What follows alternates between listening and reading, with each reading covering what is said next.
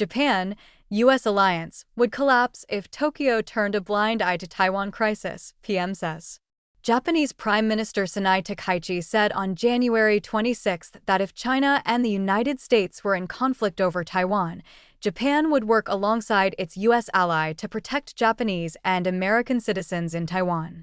If the U.S. forces, acting jointly with us, were to come under attack, and we simply fled without doing anything, the Japan U.S. alliance would collapse, Takaichi said on a TV Asahi program featuring major Japanese party leaders.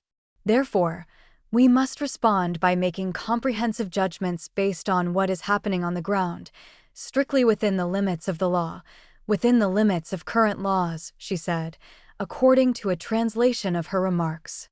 Takaichi's comments were in response to criticism from an opposition lawmaker who called for a retraction of the prime minister's earlier remarks related to Taiwan.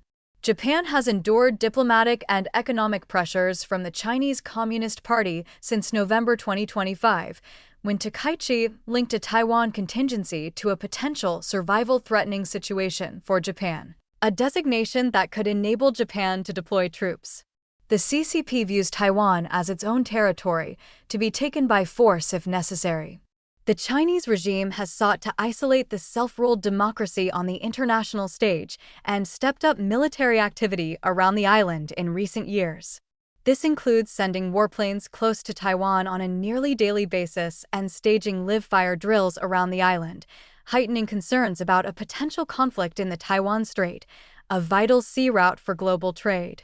Japan's westernmost island of Yonaguni is just 68 miles from Taiwan and hosts more than 50,000 American troops along with advanced U.S. military aircraft.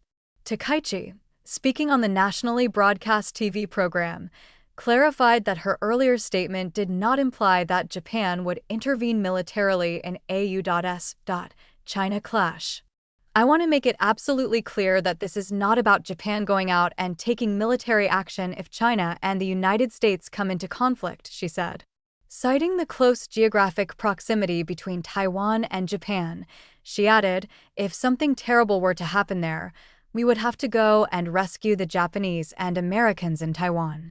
In such a situation, joint action may be necessary. Japan's pacifist constitution prohibits direct military action.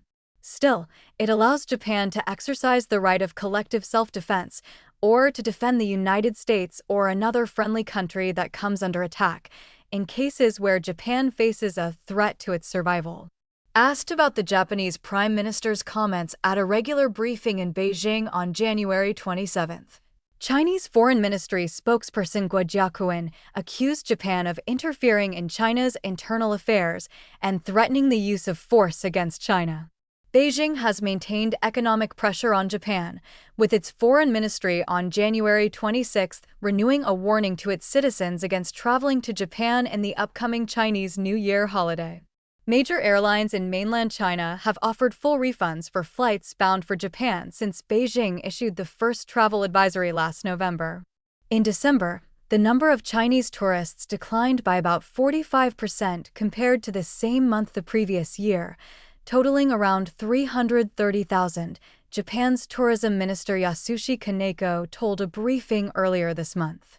Despite the drop in Chinese visitors, Kaneko noted that overall international tourist arrivals reached a record high of about 3.6 million. Tensions between the two Asian giants escalated in recent weeks as China banned shipments of dual-use items to Japan if they could be adapted to enhance Japan's military capability, drawing strong protests from Japan. These recent measures, which only target Japan, deviate significantly from international practice, are absolutely unacceptable and deeply regrettable, a spokesperson for Japan's Ministry of Economy, Trade and Industry said in an emailed statement to the Epoch Times earlier this month.